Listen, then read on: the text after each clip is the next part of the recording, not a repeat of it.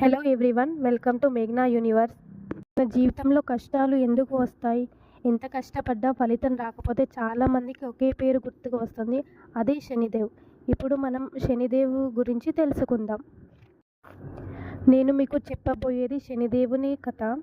న్యాయం కోసం ప్రసిద్ధి చెందిన మహాశక్తి. సూర్యుడి కుమారుడైన శని తన కఠిన న్యాయంతో ప్రపంచాన్ని నియంత్రిస్తాడు. ఛాయాదేవి కఠిన తపస్సు చేస్తుండగా ఒక శక్తివంతమైన శిశువు జన్మించాడు. ఆ శిశువే శని. శని చూపు ఎంత పవర్ఫుల్ అంటే ఒకసారి ఆయన చూపు సూర్యుడిపై పడగానే సూర్యుడి కాంతి కూడా తగ్గిపోయింది.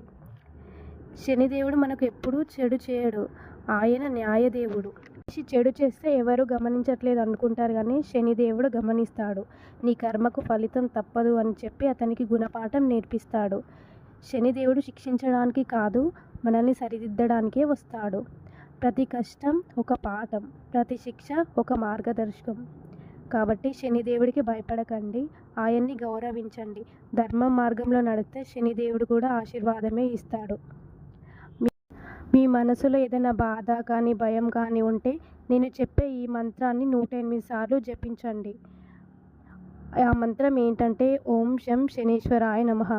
ఇది మార్నింగ్ లేదా ఈవినింగ్ జపించండి. మీ జీవితంలో ఉన్న కష్టాలన్నీ తొలగి మీకంతా మంచి జరుగుతుంది. ఈ వీడియో నచ్చినట్లయితే లైక్ చేయండి, నా ఛానల్ని సబ్స్క్రైబ్ చేయండి.